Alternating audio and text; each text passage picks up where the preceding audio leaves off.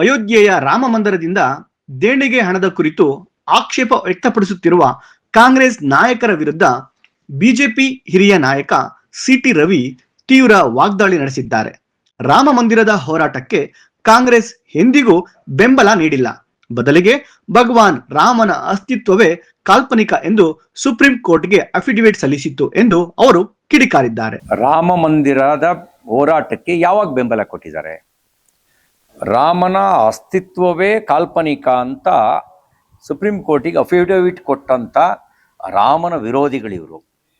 ರಾಮ ಸೇತುವೆಯೇ ಇಲ್ಲ ಅಂತ ಹೇಳಿ ವಾದಿಸಿದವರು ಇವರು.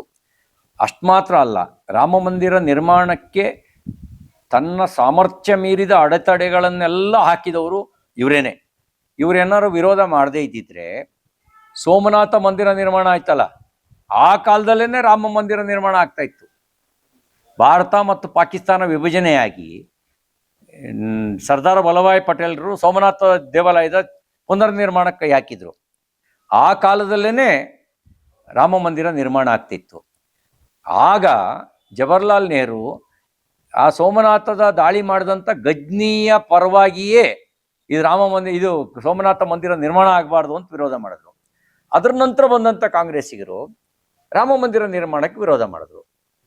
ಸುದ್ದಿಗಾರರೊಂದಿಗೆ ಮಾತನಾಡಿದ ಅವರು, ರಾಹುಲ್ ಗಾಂಧಿ, ಪ್ರಿಯಾಂಕಾ ಗಾಂಧಿ ಅಥವಾ ಸೋನಿಯಾ ಗಾಂಧಿ ಅವರು ರಾಮ ಮಂದಿರ ನಿರ್ಮಾಣಕ್ಕೆ 1 ಪೈಸೆ ದೇಣಿಗೆ ನೀಡಿದ ಉದಾಹರಣೆಯೇ ಇಲ್ಲ. ದೇಣಿಗೆ ನೀಡಿದವರಿಗಷ್ಟೇ ಪ್ರಶ್ನಿಸುವ ಹಕ್ಕಿರುತ್ತದೆ. ಮಂದಿರದ ಟ್ರಸ್ಟ್ ನಲ್ಲಿ ಯಾವುದೇ ಬಿಜೆಪಿ ಪದಾಧಿಕಾರಿಗಳು ಇಲ್ಲ ಎಂದು ಸ್ಪಷ್ಟಪಡಿಸಿದರು. ಈಗ 1 ಪೈಸೆ ಇವರು ದೇಣಿಗೆ ಕೊಟ್ಟಿದ್ದಾರಾ ಅನ್ನೋದು ಒಂದು ಪ್ರಶ್ನೆ. ನನಗೇನು ರಾಹುಲ್ ಗಾಂಧಿ ದೇಣಿಗೆ ಕೊಟ್ಟಿದ್ದಾರೆ ಅಂತ ಹೆಸರಿಲ್ಲ, ಪ್ರಿಯಾಂಕಾ ಗಾಂಧಿ ದೇಣಿಗೆ ಕೊಟ್ಟಿದ್ದಾರೆ ಅಂತ ಹೆಸರಿಲ್ಲ, ಸೋನಿಯಾ ಗಾಂಧಿ ದೇಣಿಗೆ ಕೊಟ್ಟಿದ್ದಾರಾ ಅಂತ ಹೆಸರಿಲ್ಲ. ಇಲ್ಲಿ ಯಾರು ಕೊಟ್ಟಿದ್ದಾರೋ ನಂಗೆ ಗೊತ್ತಿಲ್ಲ. ಯಾಕೆಂದ್ರೆ ನಾವು ಕೊಟ್ಟಿದ್ದೀವಿ ಅಂತ ಅವರು ಹೇಳಿಲ್ಲ, ಅಲ್ಲೆಲ್ಲೂ ಆ ಪಟ್ಟಿಯೊಳಗೂ ಅವ್ರು ಕಾಣ್ತಾ ಇಲ್ಲ. ದೇಣಿಗೆ ಕೊಟ್ಟವರಿಗೆ ಪ್ರಶ್ನಿಸುವ ಅಧಿಕಾರ ಇದೆ.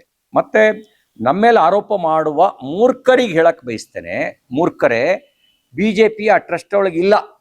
ಬಿಜೆಪಿಯ ಯಾರೊಬ್ಬ ಪದಾಧಿಕಾರಿಯೂ ಕೂಡ ರಾಮ ಮಂದಿರದ ಟ್ರಸ್ಟ್ ಒಳಗಡೆ ಇಲ್ಲ.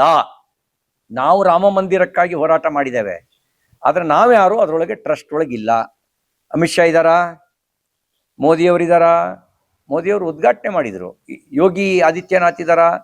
ಅಥವಾ ಬಿಜೆಪಿ ಯಾವ್ದಾದ್ರು ಪದಾಧಿಕಾರಿ ಇದ್ದಾರಾ? ಯಾವೊಬ್ಬ ಬಿಜೆಪಿಯ ಪದಾಧಿಕಾರಿಯೂ ಆ ಒಂದು ರಾಮ ಮಂದಿರದ ಟ್ರಸ್ಟಲ್ಲಿಲ್ಲ.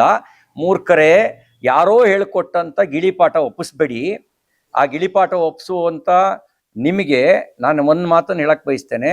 ಅಲ್ಲಿ ಯೋಗಿ ಆದಿತ್ಯನಾಥ್ ಸರ್ಕಾರ ಇದೆ. ರಾಮ ಮಂದಿರದ ಕಾಣಿಕೆ ಹಣವನ್ನು ಲೂಟಿ ಮಾಡಿದ್ದನ್ನು ಸಮರ್ಥನೆ ಮಾಡುವ YSR ರೆಡ್ಡಿ ಸರ್ಕಾರ ಇಲ್ಲ. ಅಲ್ಲಿರೋದು ಯೋಗಿ ಆದಿತ್ಯನಾಥ್ ಸರ್ಕಾರ. ಇಲ್ಲಿ ತಿರುಪತಿ ಹುಂಡಿನಲ್ಲಿ ದುಡ್ಡು ಹಾಕಿದ್ನೆಲ್ಲ ಲೂಟಿ ಮಾಡಿದವ್ರನ್ನ ಬೆಂಬಲಿಸುವಂಥ ಕಾಂಗ್ರೆಸ್ ಇತ್ತು. ಅಲ್ಲಿರೋದು ಬಿಜೆಪಿ ಸರ್ಕಾರ.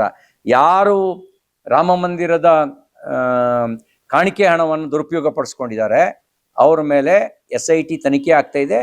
ಆ SIT ತನಿಖೆ ಸಮರ್ಪಕವಾಗಿ ತನಿಖೆ ನಡೆಸ್ತಾ ಇದೆ. 8 ಜನರನ್ನು ಬಂಧಿಸಿದೆ.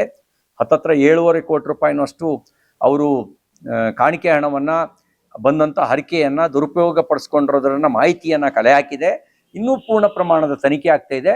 ಯಾರನ್ನೂ ಬಿಡೋದಿಲ್ಲ ಅಂತ ಯೋಗಿ ಆದಿತ್ಯನಾಥ್ ಹೇಳಿದ್ದಾರೆ. ಭ್ರಷ್ಟರನ್ನು ಸಮರ್ಥನೆ ಮಾಡೋದಕ್ಕೆ ಅದು ಕಾಂಗ್ರೆಸ್ ಪಾರ್ಟಿಯಲ್ಲಿಲ್ಲ, ಅಲ್ಲಿ ಬಿಜೆಪಿ ಇದೆ. ಭ್ರಷ್ಟರನ್ನ ಬಲಿ ಹಾಕುವ ಕೆಲಸವನ್ನ ಬಿಜೆಪಿ ಸರ್ಕಾರ ಮಾಡುತ್ತೆ. ಒಂದು ಮಾತು ಹೇಳಕ್ ಬಯಸ್ತೇನೆ, ಆ ಟ್ರಸ್ಟ್ ಒಳಗೆ ಯಾವ ಬಿಜೆಪಿಯವರು ಇಲ್ಲ. ಕಾಂಗ್ರೆಸ್ನದ್ದು ಕೇವಲ ಸತ್ಯವನ್ನು ಮರೆಮಾಚಿ ಹಿಂದೂಗಳನ್ನು ವಿಭಜಿಸುವ ರಾಜಕಾರಣವಾಗಿದೆ. ಭ್ರಷ್ಟರನ್ನು ಬೆಂಬಲಿಸುವ ಗುಣ ಕಾಂಗ್ರೆಸ್ಸಿಗಿದೆ ಎಂದು ಟೀಕಿಸಿದ ಅವರು, ರಾಮ ಮಂದಿರದ ಕಾಣಿಕೆ ಹಣದ ದುರುಪಯೋಗದ ಆರೋಪದ ಹಿನ್ನೆಲೆಯಲ್ಲಿ ಯೋಗಿ ಆದಿತ್ಯನಾಥ್ ಸರ್ಕಾರವು ಈಗಾಗಲೇ SIT ತನಿಖೆ ನಡೆಸುತ್ತಿದ್ದು 8 ಜನರನ್ನು ಬಂಧಿಸಿದೆ ಮತ್ತು ಯಾವುದೇ ಭ್ರಷ್ಟರನ್ನು ರಕ್ಷಿಸುವ ಪ್ರಶ್ನೆಯೇ ಇಲ್ಲ ಎಂದು ಹೇಳಿದರು. ನಿಮಗೆ ಕಾಮಾಲೆ ಕಣ್ಣಿಗೆ ಕಾಣೋದೆಲ್ಲ ಹಳದಿ. ನನಗೆ ನಿಮಗೇನಾದ್ರು ನೈತಿಕತೆ ಇದ್ರೆ ಹೇಳ್ರಿ. ಸಂಪೂರ್ಣ ದತ್ತಪೀಠ ಹಿಂದೂಗಳ ಪರವಾಗಿ ಆಗಬೇಕು ಅಂತ ಒಂದಿನ ನೀವು ಕಾಂಗ್ರೆಸ್ನ ರೆಸೊಲ್ಯೂಷನ್ ಮಾಡಿದ್ದೀರಾ? ಒಂದಿನ ಮಾಡಿಲ್ಲ. ನೀವು ಯಾಕೆ ಮಾಡಿಲ್ಲ? ನಿಮಗೆ ಸತ್ಯ ಗೊತ್ತಿಲ್ವಾ? ನಿಮಗೆ ದತ್ತಾತ್ರೇಯ ಪೀಠ ಬೇರೆ, ಬಾಬಾ ಬುಡನ್ ದರ್ಗಾ ಬೇರೆ ಅಂತ ಒಂದಿನ ನೀವು ನಿಂತಿದ್ದೀರಾ? ಈ ರೀತಿ ನಿಲ್ದೇ ಇರ್ತಕ್ಕಂಥ ನಿಮ್ಮ ಮನಸ್ಥಿತಿ ನೋಡಿದಾಗ ನಿಮ್ಮ ರಾಜಕಾರಣದ ಉದ್ದೇಶ ಸತ್ಯವನ್ನು ಎತ್ತಿ ಹಿಡಿಯೋದಲ್ಲ. ನಿಮ್ಮ ರಾಜಕಾರಣದ ಉದ್ದೇಶ ಹಿಂದೂಗಳಿಗೆ ಬಲ ಕೊಡೋದಲ್ಲ. ಕೇವಲ ನೀವು ಹಿಂದೂಗಳನ್ನು ವಿಭಜನೆ ಮಾಡೋದು, ಸತ್ಯವನ್ನು ಮರೆಮಾಚೋದು, ಅಸತ್ಯದ ಪರವಾಗಿ ನಿಂತ್ಕೊಂಡು ರಾಜಕಾರಣ ಮಾಡೋದು. ಹಾಗಾಗಿ ನಿಮಗೆ ನೈತಿಕತೆಯೇ ಇಲ್ಲ ಬಿಜೆಪಿನ ಪ್ರಶ್ನೆ ಮಾಡೋಕ್ಕೆ.